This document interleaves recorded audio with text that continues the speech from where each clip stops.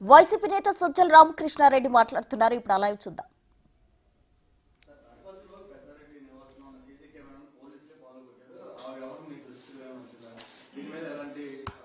అది అన్యాయమైన ఇది సీసీ కెమెరాలు అనేవి అది వీళ్ళు చేసిన పనే. వాళ్ళకి కావాల్సిన వాళ్ళని వీళ్ళని తీసుకొచ్చో అక్కడ పెట్టుకొని దౌర్జన్యానికి దిగి హింసాకాండ క్రియేట్ చేసి భయోత్పాతం క్రియేట్ చేయడము, దాంట్లో నుంచి ఏదైనా లాభం పొందాలని చూడడం ఏదైతే ముందు నుంచి టీడీపీ నేచర్ ఉందో ఇక్కడ కూడా అదే కనపడుతుంది. సీసీ కెమెరాలు ఉండేదే ఎవరైనా నేరం ఏదైనా జరిగితే దాన్ని పట్టుకోవడానికి ఉపయోగపడాల్సినవి.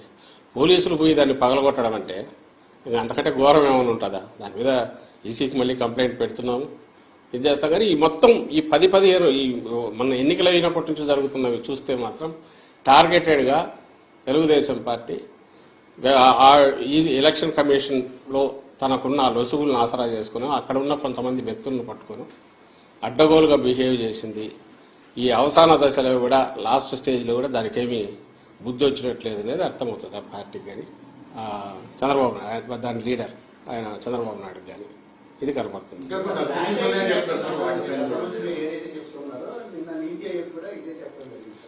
ల్యాండ్ టైటిలింగ్ యాక్ట్ గురించి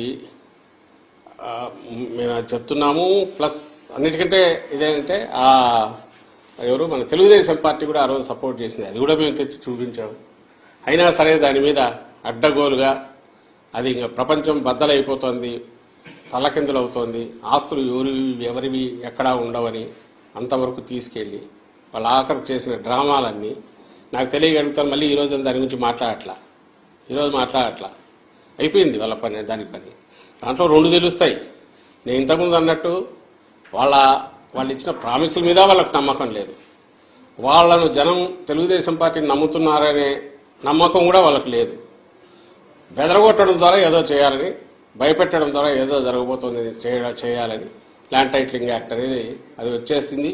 అది వస్తే మీ బతుకులన్నీ ఇదైపోతాయి, మీ ఆస్తులు మీవి కాదని ప్రచారం చేయాలని చూశారు.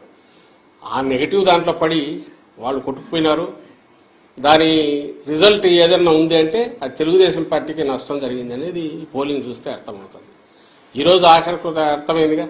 అంటే నీతి ఆయోగ్ వాళ్లే ఆర్టీఐ యాక్ట్ కింద ఎవరో పెడితే క్లారిఫికేషన్ ఇస్తే దాన్ని వాళ్ళు కూడా మేము సపోర్ట్ చేస్తున్నాం, మంచి ఇదని వాళ్ళు అన్నారు. ఇది రియాలిటీ వాస్తవం ఏదంటే 5 ఏళ్లు బ్రహ్మాండంగా ప్రజలను రాష్ట్రాన్ని కాసుకోవడము, రాష్ట్ర అభివృద్ధికి కానీ సంక్షేమానికి కానీ కట్టుబడి ఉండడము, ఏది చేసినా ప్లెయిన్గా ఉండడము, దిక్కుమాలిన కుట్రలో కుతంత్రాలో ఇలాంటివి చేయకుండా ఉండడము, ఇది జగన్మోహన్ రెడ్డి గారి లక్షణం. చంద్రబాబు నాయుడు ఏమో దానికి పూర్తి రివర్స్. ఆయన ఏది చేసినా దాన్ని ఓ పీక్కు తీసుకెళ్లి గోబెల్స్ తరహాలో ఒక అబద్దాన్ని పదే చెప్పి అది నిజమని నమ్మించి ఆ ప్రాసెస్లో తను బయటపడాలనుకుంటాడు. బయటపడడం కాదు, మునుగుతాడని ప్రతిసారి రుజువు అవుతున్నా కూడా ఆయన అదే ప్రయత్నం చేస్తాడు. ఇప్పుడు కూడా దానికే పోయాడు. అంతకంటే ఫార్స్ ఏది ఉండదు ల్యాండ్ టైటిలింగ్ యాక్ట్ మీద అతను ఆడిన డ్రామా. ప్రతి ఒక్కరికి తెలుసు ఈ బిల్డింగ్ ఎవరిదో రెంట్కి తీసుకున్నావు, వాళ్ళ ప్రకారం ఈయన భయపడి ఉండాలి. ఆ పక్కన పొలం ఉంది, వాళ్ళు భయపడి ఉండాలి. ఇంకో పక్క ఎవరు భయపడతారు? ఎవరి ఆస్తులకు ప్రమాదం వచ్చింది? ఏమీ రాలే. అయినా సరే ఈయన క్రియేట్ చేసిన ఒక ఫాల్స్ అబద్దాన్ని పదే చెప్పేసి రాష్ట్రం అంతా అతరాకుతరం అయిపోతున్న ఇంప్రెషన్ తీసుకొచ్చి ఆ దీంట్లో జరిగింది ఏదే అంటే తనే కొట్టుకుపోయినాడు.